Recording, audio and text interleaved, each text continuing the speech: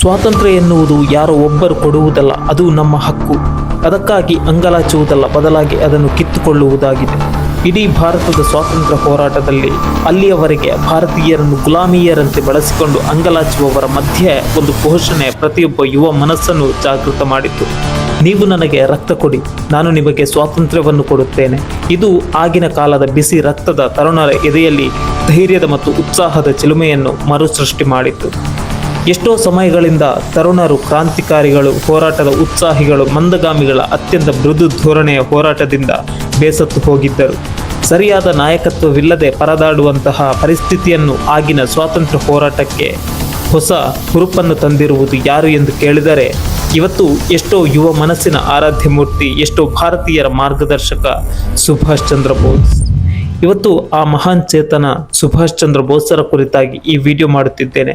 ನೀವೇನಾದರೂ ನಮ್ಮ ಚಾನಲ್ಗೆ ಹೊಸಬರಾಗಿದ್ದರೆ ದಯವಿಟ್ಟು ಸಬ್ಸ್ಕ್ರೈಬ್ ಮಾಡಿಕೊಳ್ಳಿ ಮತ್ತು ಬೆಂಬಲಿಸಿ ಎಂದು ಹೇಳುತ್ತಾ ಈ ವಿಡಿಯೋವನ್ನು ಪ್ರಾರಂಭಿಸುತ್ತಿದ್ದೇನೆ. ಸ್ನೇಹಿತರೆ, 1897 ಜನವರಿ 26ರಂದು ಒಡಿಸ್ಸಾದ ಕಟಕ್ ಜಿಲ್ಲೆಯಲ್ಲಿ ಜಾನಕಿನಾಥ ಬೋಸ್ ಮತ್ತು ಪ್ರಮೀಳಾಚಾರ್ಯ ಎಂಬ ದಂಪತಿಗಳ ಮೂಲಕ ಭಾರತ ಮಾತೆಯು ಒಂದು ಅದ್ಭುತ ನೇತಾರನನ್ನು ಈ ಭಾರತಕ್ಕೆ ಕಳಿಸಿಕೊಟ್ಟಳು. ಬಾಲ್ಯದಿಂದಲೇ ಈ ಮಗು ಶಾಂತ ಸ್ವಭಾವ ಮತ್ತು ಸಂಸ್ಕೃತಿಯನ್ನು ಮೈಗೂಡಿಸಿಕೊಂಡಿತ್ತು. ಎಲ್ಲವನ್ನು ಅತ್ಯಂತ ಸೂಕ್ಷ್ಮವಾಗಿ ಗಮನಿಸುವುದು ಮತ್ತು ಅದಕ್ಕೆ ಸರಿಯಾದ ನಿರ್ಧಾರವನ್ನು ತೆಗೆದುಕೊಳ್ಳುವುದು ಈ ಮಗುವಿಗೆ ಹುಟ್ಟಿನಿಂದಲೇ ಬಂದ ಒಂದು ಅತ್ಯಂತ ದೊಡ್ಡ ಉಡುಗೊರೆಯಾಗಿತ್ತು. ಈ ಮಗು ಎಷ್ಟು ಸೌಮ್ಯವಾಗಿತ್ತೋ, ಆದರೆ ಎಲ್ಲಾದರೂ ತಪ್ಪು ನಡೆದರೆ ಅತ್ಯಂತ ನಿರ್ದಯಿಯಾಗಿ ಮತ್ತು ಪ್ರಖರವಾಗಿ ಖಂಡಿಸುವ ಗುಣವನ್ನು ಹೊಂದಿತ್ತು. ತಂದೆ ವೃತ್ತಿಯಲ್ಲಿ ವಕೀಲ ವೃತ್ತಿಯನ್ನು ಮಾಡುತ್ತಿದ್ದರೆ, ತಾಯಿ ಸುಸಂಸ್ಕೃತ ಹೆಣ್ಣಾಗಿ ಮನೆ ಕುಟುಂಬವನ್ನು ನಿರ್ವಹಿಸುವ ಹೆಣ್ಣಾಗಿದ್ದಳು. ಇಂತಹ ಇಬ್ಬರು ದಂಪತಿಗಳ ಪುತ್ರನೇ ಸುಭಾಷ್ ಚಂದ್ರ ಬೋಸ್. ಇವರ ಬಾಲ್ಯ ಶಿಕ್ಷಣವನ್ನು ಇವರು ಪ್ರೊಟೆಸ್ಟೆಂಟ್ ಯುರೋಪಿಯನ್ ಸ್ಕೂಲ್ನಲ್ಲಿ, ನಂತರ ರವನ್ ಶಾ ಕಾಲೇಜಿಯೇಟ್ ಸ್ಕೂಲ್ನಲ್ಲಿ ಮಾಡಿದರು. ಈ ಸಂದರ್ಭದಲ್ಲಿ ಬ್ರಿಟಿಷರ ದಬ್ಬಾಳಿಕೆಯನ್ನು ಕಣ್ಣಾರೆ ಕಾಣುತ್ತಿದ್ದಂತಹ ಬಾಲಕರು ಸುಭಾಷರು ತನ್ನೊಳಗೆ ಪ್ರಶ್ನೆಯನ್ನು ಕೇಳಲು ಪ್ರಾರಂಭಿಸಿದರು. ನನ್ನದೇ ಮಣ್ಣು ನನಗೆ ಇಷ್ಟು ದೂರ ಬೇಕೆ? ನನ್ನದೇ ದೇಶದಲ್ಲಿ ಇಂತಹ ದಬ್ಬಾಳಿಕೆ ಯಾಕೆ? ಈ ಪ್ರಶ್ನೆ ಬಾಲ್ಯದಿಂದಲೇ ಸುಭಾಷರ ಮನಸ್ಸಿನಲ್ಲಿ ಅಚ್ಚಳಿಯದೆ ಮೂಡಿತ್ತು. ನಂತರ ಇವರು ತಮ್ಮ ಪದವಿ ಪೂರ್ವ ವ್ಯಾಸಂಗವನ್ನು 1909ರಲ್ಲಿ ಕಲ್ಕತ್ತಾದ ಪ್ರೆಸಿಡೆನ್ಸಿ ಕಾಲೇಜಿನಲ್ಲಿ ಪ್ರಾರಂಭಿಸಿದರು. ಹೀಗೆ ವ್ಯಾಸಂಗ ಪಡೆಯುತ್ತಿದ್ದಂತಹ ಸುಭಾಷರ ಬದುಕಿನಲ್ಲಿ ಒಂದು ಅನಿರ್ದಿಷ್ಟ ಘಟನೆ ನಡೆದು ಹೋಯಿತು. 1916ರಲ್ಲಿ ಕಾಲೇಜಿನ ಒಬ್ಬ ಇಂಗ್ಲಿಷ್ ಪ್ರಾಧ್ಯಾಪಕ ಓಟನ್ ಭಾರತೀಯ ವಿದ್ಯಾರ್ಥಿಗಳ ಬಗ್ಗೆ ಅವಹೇಳನಕಾರಿಯಾಗಿ ಮಾತು ಆಡಿದಾಗ ವಿದ್ಯಾರ್ಥಿಗಳ ಪ್ರತಿಭಟನೆ ನಡೆಯಿತು. ಈ ಘಟನೆಯಲ್ಲಿ ಭಾಗಿಯಾಗಿದ್ದಾರೆ ಎನ್ನುವ ಆರೋಪದಲ್ಲಿ ಸುಭಾಷ್ ಅವರನ್ನು ಕಾಲೇಜಿನಿಂದ ಬಿಡುಗಡೆ ಮಾಡಲಾಯಿತು. ಆದರೆ ಈ ಒಂದು ಕಾರಣಕ್ಕೆ ಅವರು ಶಿಕ್ಷಣವನ್ನು ನಿಲ್ಲಿಸಲಿಲ್ಲ. ಸ್ಕಾಟಿಷ್ ಚರ್ಚ್ ಕಾಲೇಜಿಗೆ ಸೇರಿ ಫಿಲಾಸಫಿನಲ್ಲಿ BA ಪದವಿ ಪಡೆಯುವವರೆಗೆ ತಮ್ಮ ಓದನ್ನು ಮುಂದುವರಿಸಿದರು. ಅವರ ಶಿಕ್ಷಣ ಉದ್ದೇಶ ಒಂದೇ ಆಗಿತ್ತು: ಜ್ಞಾನ ಮತ್ತು ಶಿಕ್ಷಣ ಜೀವನದಲ್ಲಿ ಇದ್ದರೆ ಏನು ಬೇಕಾದರೂ ಮಾಡಬಹುದು ಎಂದು. ಈ ಪದವಿಯ ನಂತರ ತಂದೆಯ ಒತ್ತಾಯದಿಂದ ಅವರು ಇಂಗ್ಲೆಂಡ್ಗೆ ಹೋಗಿ ಇಂಡಿಯನ್ ಸಿವಿಲ್ ಸರ್ವಿಸ್ ICS ಪರೀಕ್ಷೆ ಬರೆದರು. ಅಂದಿನ ಕಾಲದಲ್ಲಿ ಸಾಮಾನ್ಯ ಭಾರತೀಯರಿಗೆ ಅಸಾಧ್ಯ ಸದೃಶವಾಗಿದ್ದ ಪರೀಕ್ಷೆಯಲ್ಲಿ ಸುಭಾಷ್ 4ನೇ ರ್ಯಾಂಕ್ ಪಡೆದರು. ಆದರೆ ಇಲ್ಲಿ ಅವರು ಬ್ರಿಟಿಷರ ಪರವಾಗಿ ಕೆಲಸ ಮಾಡಬೇಕಿತ್ತು. ಇಂತಹ ಸಂದರ್ಭದಲ್ಲಿ ಅವರು ಮನಸ್ಸಿನಲ್ಲಿ ಒಂದೇ ಪ್ರಶ್ನೆ ಮೂಡುತ್ತಿತ್ತು: ಬ್ರಿಟಿಷರ ಆಡಳಿತಕ್ಕೆ ನಾನು ಅಧಿಕಾರಿಯಾಗುವುದು ನನ್ನ ದೇಶ ದಾಸ್ಯದಲ್ಲಿರುವಾಗ ನ್ಯಾಯನಾ ಎಂದು. ಇದೇ ಪ್ರಶ್ನೆಗೆ ಉತ್ತರ ಹುಡುಕಿದ ಸುಭಾಷರು ICS ರಾಜೀನಾಮೆ ಕೊಟ್ಟರು. ಈ ರಾಜೀನಾಮೆ ಕೇವಲ ಉದ್ಯೋಗ ತ್ಯಾಗವಲ್ಲ, ಇದು ಕ್ರಾಂತಿಯ ಪ್ರಾರಂಭದ ಹೆಜ್ಜೆಯಾಗಿ ಆರಂಭವಾಯಿತು. ಸುಭಾಷರು ICS ರಾಜೀನಾಮೆ ಕೊಟ್ಟ ನಂತರ ಮಹತ್ವದ ತೀರ್ಮಾನವನ್ನು ತೆಗೆದುಕೊಂಡರು. ಇವರು ತಮ್ಮ ಮಾತೃದೇಶದ ಮೇಲೆ ಆಗುತ್ತಿರುವಂತಹ ದಬ್ಬಾಳಿಕೆ, ಅನಾಚಾರ ಇವೆಲ್ಲವನ್ನು ಬ್ರಿಟಿಷರಿಂದ ಕಿತ್ತುಕೊಳ್ಳಬೇಕೆಂದು ಮತ್ತು ನಾನು ಕೂಡ ಸ್ವಾತಂತ್ರ್ಯ ಹೋರಾಟದಲ್ಲಿ ಪಾಲ್ಗೊಳ್ಳಬೇಕೆಂದು ನೇರವಾಗಿ ಭಾರತಕ್ಕೆ ಬಂದರು. ಇದೇ ಸಂದರ್ಭದಲ್ಲಿ ಗಾಂಧೀಜಿ ನೇತೃತ್ವದಲ್ಲಿ ಭಾರತದಲ್ಲಿ ಸ್ವಾತಂತ್ರ್ಯ ಹೋರಾಟವು ನಡೆಯುತ್ತಿತ್ತು. ಇವರು ನೇರವಾಗಿ ಗಾಂಧೀಜಿಯನ್ನು ಭೇಟಿ ಮಾಡಲು ನಿರ್ಧರಿಸಿದರು. ಇವರು ಮೊದಲು ಭಾರತದಲ್ಲಿ ಚಿತ್ತರಂಜನ್ ದಾಸ್ ಎಂಬ ವ್ಯಕ್ತಿಯನ್ನು ಪರಿಚಯಿಸಿಕೊಂಡು ಅವರಿಂದ ಗಾಂಧೀಜಿಯವರ ಪರಿಚಯವನ್ನು ಮಾಡಿಕೊಂಡರು. ಈ ಸಂದರ್ಭದಲ್ಲಿ ಈ ವ್ಯಕ್ತಿಯು ಸುಭಾಷರನ್ನು ರಾಜಕೀಯಕ್ಕೆ ಪರಿಚಯಿಸಿದರು. ಇದಾದ ನಂತರ ಸುಭಾಷರು ಬಂಗಾಳ ಪ್ರಾಂತ್ಯದ ಕಾಂಗ್ರೆಸ್ ಕಾರ್ಯದರ್ಶಿಯಾಗಿ ನೇಮಕವಾದರು. ಬಳಿಕ ಕೋಲ್ಕತ್ತಾ ಮೇಯರ್ ಆಗಿ 3 ವರ್ಷ ಕಾರ್ಯನಿರ್ವಹಿಸಿದ್ದರು. ಅನೇಕ ಸಂಘಟನೆ ಮತ್ತು ಯುವಕರಿಗೆ ಉತ್ಸಾಹ ಮತ್ತು ಸ್ಫೂರ್ತಿದಾಯಕ ವಿಚಾರಗಳನ್ನು ಮನಸ್ಸಿಗೆ ತುಂಬಿದರು.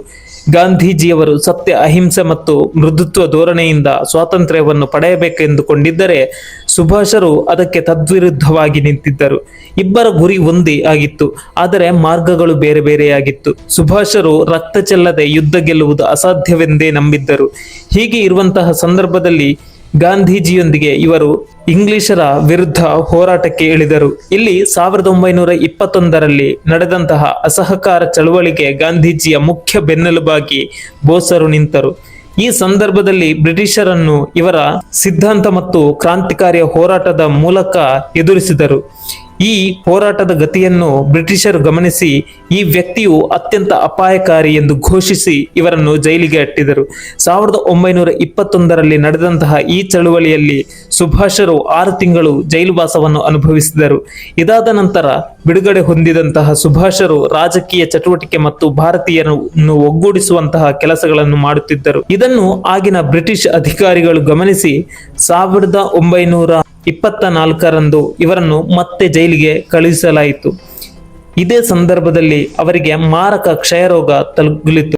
ಈ ಸಂದರ್ಭದಲ್ಲಿ ಅವರ ಆರೋಗ್ಯ ಹಾಳಾದ ಕಾರಣ ಅವರನ್ನು ಜೈಲಿನಿಂದ ಬಿಡುಗಡೆ ಮಾಡಲಾಯಿತು. ಇದನ್ನೇ ಉಪಯೋಗಿಸಿಕೊಂಡಂತಹ ಸುಭಾಷ್ ಚಂದ್ರ ಬೋಸರು ಬಂಗಾಳದ ಕ್ರಾಂತಿಕಾರಿಗಳೊಂದಿಗೆ ಅವರ ನೀತಿ, ಬ್ರಿಟಿಷರ ವಿರುದ್ಧದ ದಿಟ್ಟ ಭಾಷಣ ಎಲ್ಲವೂ ಅಪಾಯಕರ ಎಂದು ಬ್ರಿಟಿಷರು ತಿಳಿದಿದ್ದರು.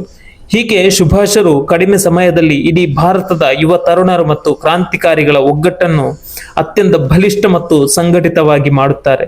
ಇವರ ನಿರ್ಧಾರಗಳು ಕೆಲವೊಂದು ಅತ್ಯಂತ ಪ್ರಖರ ಮತ್ತು ನಿರ್ದಯಿಯಾಗಿರುವ ಕಾರಣದಿಂದ ಆಗಿನ ಕಾಂಗ್ರೆಸ್ ಇವರನ್ನು ವಿರೋಧಿಸಲು ಪ್ರಾರಂಭಿಸಿತು.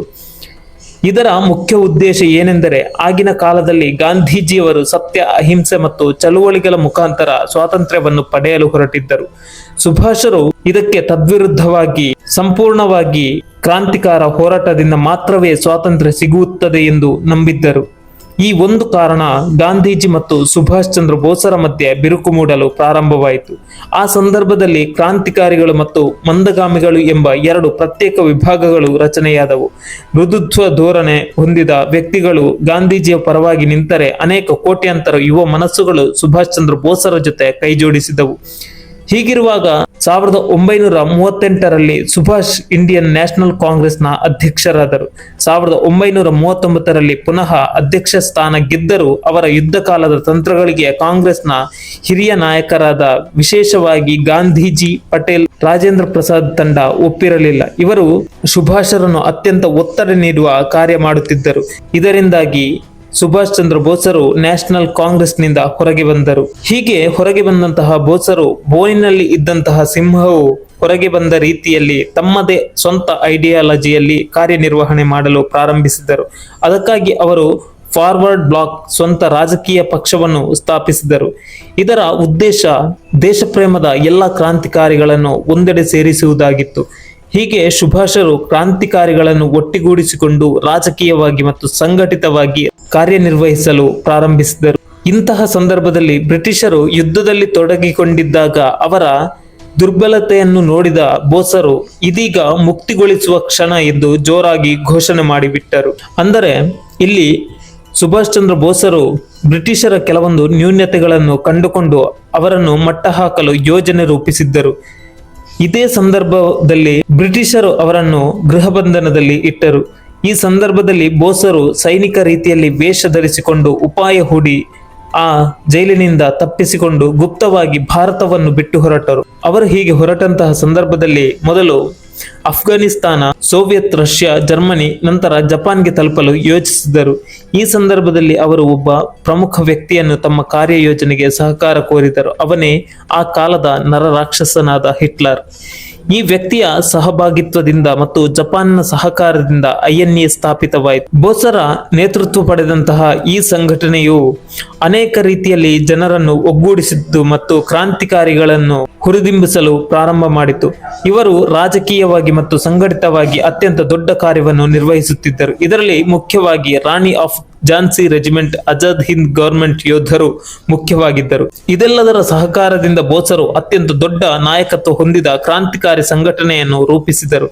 ಇದರ ಭಾಗವಾಗಿ ಬೋಸರು ಪ್ರಥಮವಾಗಿ ಅಂಡಮಾನ್ ನಿಕೋಬಾರ್ ದ್ವೀಪಗಳನ್ನು ಸ್ವತಂತ್ರ ಭಾರತ ಎಂದು ಘೋಷಣೆ ಮಾಡಿದರು. ಇದಾದ ನಂತರ ಭಾರತಕ್ಕೆ ಐಎನ್ಎ ತರಬೇತಿಗೊಂಡಂತಹ ಯೋಧರನ್ನು ಮಣಿಪುರ ಮತ್ತು ಹಿಂಬಾಲ್ ಮಾರ್ಗವಾಗಿ ಪ್ರವೇಶ ಮಾಡಿಸಿದರು. ಇದರಲ್ಲಿ ಮುಖ್ಯವಾಗಿ ಮೋಹನ್ ಸಿಂಗ್, ಲಕ್ಷ್ಮೀ ಸಹಗಲ್, ಸರ್ದಾರ್ ನಜೀರ್ ಅಹಮದ್, ಹಬೀಬುರ್ ರೆಹಮಾನ್ ಶಾಪ್, ನವಾಜ್ ಖಾನ್ ಮತ್ತು ಜಪಾನ್ ಸೇನೆಯ ಅನೇಕ ಕಮಾಂಡರ್ಗಳನ್ನು ಭಾರತಕ್ಕೆ ಕಳುಹಿಸಿದರು.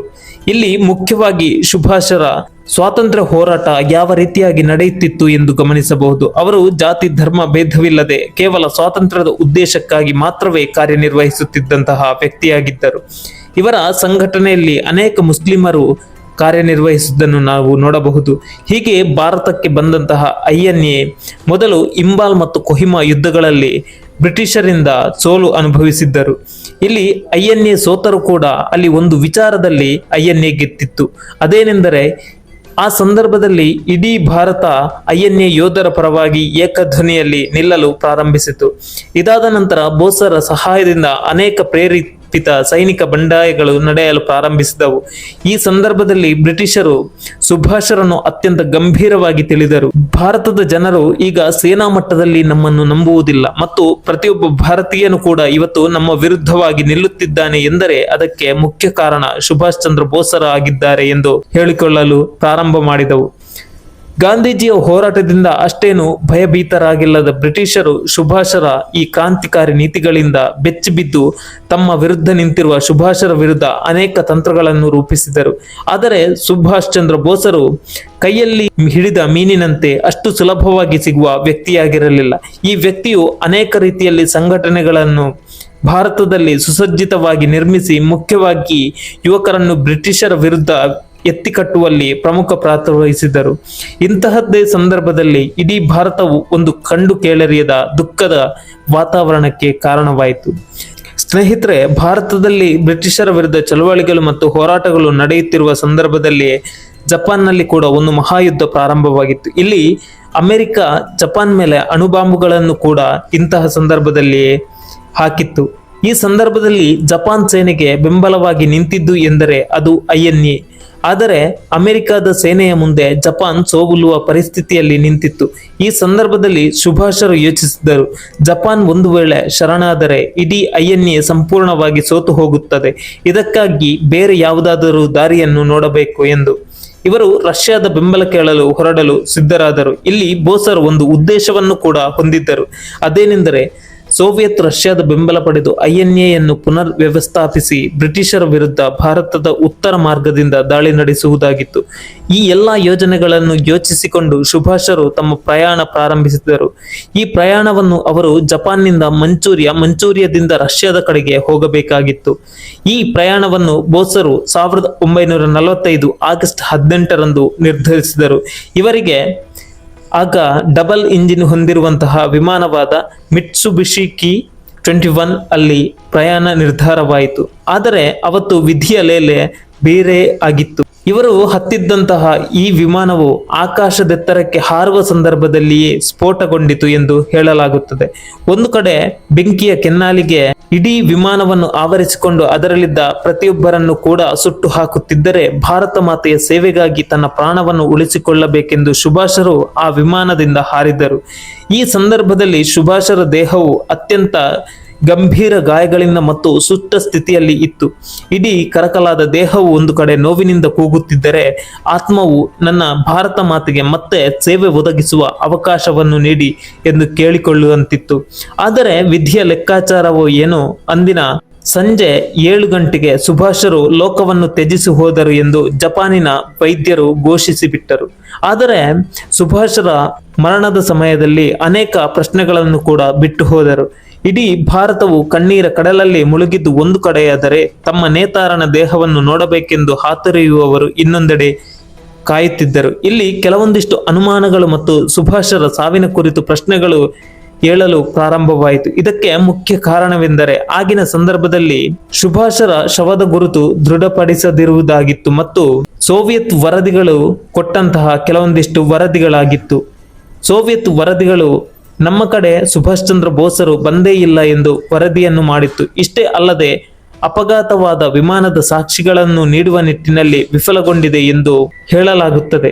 ಈಗಲೂ ಕೆಲವೊಂದಿಷ್ಟು ವರದಿಗಳು ಸುಭಾಷರು ಬದುಕಿದ್ದಾರೆ ಎಂದು ಹೇಳಿದರೆ, ಕೆಲವೊಂದಿಷ್ಟು ವರದಿಗಳು ಸುಭಾಷರು ಆ ಸಂದರ್ಭದಲ್ಲಿ ಪ್ರಾಣತ್ಯಾಗ ಮಾಡಿದ್ದಾರೆ ಎಂದು ಹೇಳಲಾಗುತ್ತದೆ. ಭಾರತ ಮಾತೆಯ ಸೇವೆಗಾಗಿ ಮಿಡಿಯುತ್ತಿದ್ದ ಆ ಜೀವ ನಮ್ಮ ಕಣ್ಣ ಮುಂದೆ ಇಂದು ಕೂಡ ದೂರವಾಗಿದ್ದರೂ ನಮ್ಮ ಪ್ರತಿಯೊಬ್ಬರ ಎದೆಯಲ್ಲಿ ಅಚ್ಚಳಿಯದೆ ಉಳಿದಿರುವಂತಹ ಮುದ್ರೆಯಾಗಿದೆ. ಇವತ್ತು ನಾವೆಲ್ಲರೂ ಈ ಭಾರತದ ಮಣ್ಣಿನಲ್ಲಿ ನೆಮ್ಮದಿಯಿಂದ ನಿದ್ರೆ ಮಾಡುತ್ತಿದ್ದೇವೆ ಎಂದರೆ ಆ ಪುಣ್ಯಾತ್ಮನ ಕೊಡುಗೆ ಕೂಡ ಮಹತ್ತರವಾಗಿದೆ. ಈ ದೇಶದಲ್ಲಿ ಅನೇಕ ಇತಿಹಾಸದ ಘಟನೆಗಳು ನಡೆದಿದೆ. ಆದರೆ ಇತಿಹಾಸದ ಪ್ರತಿಯೊಬ್ಬ ವೀರರಿಗೂ ಸಲ್ಲಬೇಕಾದಂತಹ ಸರಿಯಾದ ಗೌರವ ಸಲ್ಲಿದೆಯೇ ಎಂದು ಕೇಳಿದರೆ ಇಲ್ಲ ಎನ್ನಬಹುದು. ಅದರಲ್ಲಿ ಸುಭಾಷ್ ಚಂದ್ರ ಬೋಸರು ಕೂಡ ಒಬ್ಬರು ಎಂದು ಹೇಳುತ್ತಾ ಈ ವಿಡಿಯೋವನ್ನು ಮುಗಿಸುತ್ತಿದ್ದೇನೆ. ಸ್ನೇಹಿತರೆ, ನೀವೇನಾದರೂ ಈ ವಿಡಿಯೋವನ್ನು ಇಷ್ಟಪಟ್ಟಿದ್ರೆ ದಯವಿಟ್ಟು ಸಬ್ಸ್ಕ್ರೈಬ್ ಮಾಡಿಕೊಳ್ಳಿ ಮತ್ತು ನಮ್ಮನ್ನು ಬೆಂಬಲಿಸಿ ಎಂದು ಹೇಳುತ್ತಾ ಧನ್ಯವಾದಗಳೊಂದಿಗೆ ಬೀಳ್ಕೊಡುತ್ತಿದ್ದೇನೆ. ಬಾಯ್.